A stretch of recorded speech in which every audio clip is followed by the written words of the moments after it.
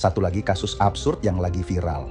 5 pemain judi online, judol, yang akali sistem dan bikin bandar rugi, malah ditangkap.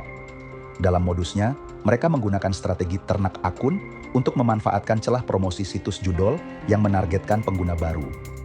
Itulah yang terjadi baru-baru ini di Yogyakarta. 5 pemain judol digerebek yang menurut klaim Polda Daerah Istimewa Yogyakarta adalah hasil pengembangan dari laporan masyarakat yang mencurigai aktivitas mereka. Lucunya, seperti dikonfirmasi oleh Suara Jogja dan beberapa media lain, pernyataan polisi berbeda dengan warga sekitar lokasi yang diwawancarai wartawan. Bahkan seorang penghuni kos yang tinggal persis di depan lokasi penggerebekan baru tahu dari wartawan kalau bangunan petak di depan kosnya adalah lokasi penggerebekan judol yang sedang ramai diberitakan. Ketua RT setempat pun tidak diberitahu bahwa ada penggerebekan oleh polisi. Ia pun bingung siapa yang melaporkan pada polisi, karena warga yang tinggal di samping lokasi penggerebekan saja tidak tahu apa-apa. Menjawab kecurigaan masyarakat bahwa ada bandar yang melaporkan para tersangka, polisi membantahnya. Namun polisi juga tidak bisa mengungkapkan identitas pelapor karena menerapkan prinsip perlindungan bagi pelapor tindak pidana.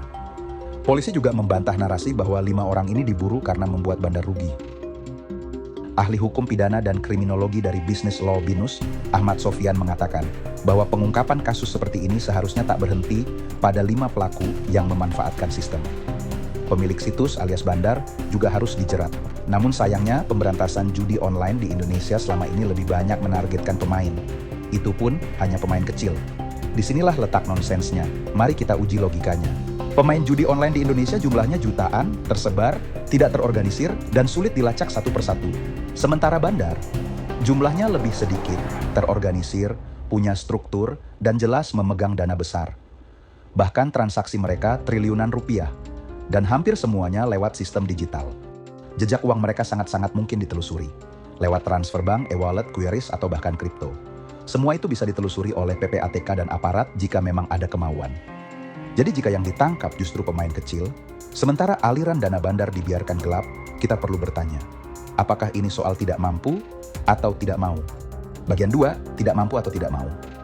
Bagi kita yang logikanya masih jalan, rasanya tidak perlu jadi profesor untuk mengetahui bahwa tidak dihancurkannya jaringan judi di Indonesia adalah bukan soal tidak mampu, tapi tidak mau. PPATK, Unit Cyber Intelligence, semua punya kapasitas untuk melacak aliran dana.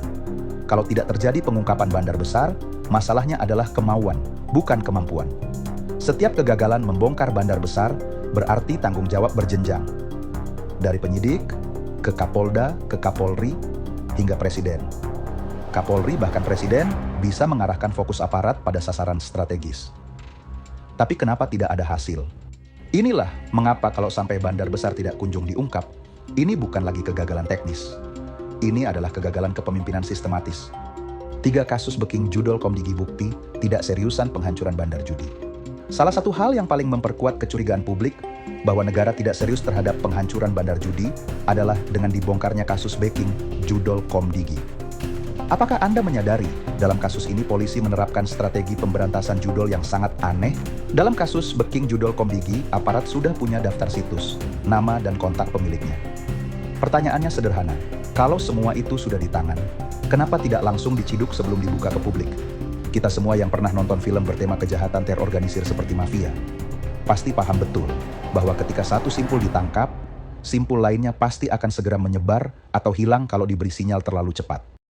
Mengumumkan kasus ini sebelum bandarnya diamankan, sama saja memberi mereka aba-aba untuk kabur.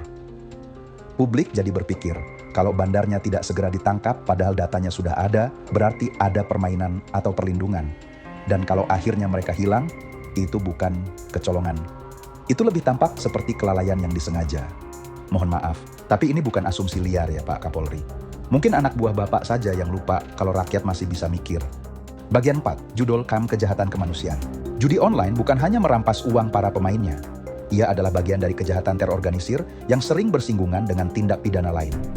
Pencucian uang, penipuan, pemerasan, hingga pendanaan jaringan kriminal lintas negara.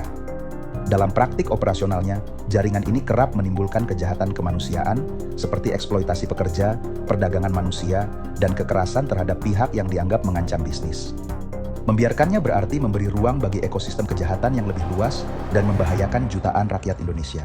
Saya percaya Masih banyak polisi yang amanah dan jujur, yang memiliki keinginan untuk menghancurkan bandar judol dan tidak mau memberi makan keluarganya dengan rezeki dari uang haram judi online. Tapi sayangnya, di institusi yang hierarkis, keputusan akhir ada di tangan mereka yang berpangkat lebih tinggi. Dilema antara karier dan menegakkan keadilan tidak dapat dihindari. Akibatnya, pemberantasan judol seringkali berakhir bukan dengan keadilan, tapi dengan menjaga para penjahat besar di belakang layar tetap aman. Kita hanya bisa berdoa, semoga suatu hari nanti kita memiliki pemimpin tertinggi yang dapat memberantas para penjahat besar ini dengan berani. Sekarang kita sudah lihat semua faktanya. Pemain kecil diburu, bandar besarnya entah di mana. Padahal datanya sudah ada. Menurut Anda, apakah adil jika pihak yang membekingi bandar dihukum lebih berat? Tulis pendapat Anda di kolom komentar. Jangan lupa, suara Anda adalah bagian dari tekanan publik yang dibutuhkan untuk mengubah keadaan. Terima kasih sudah nonton. Jangan lupa lihat juga video analisis dan komentari lainnya di channel ini.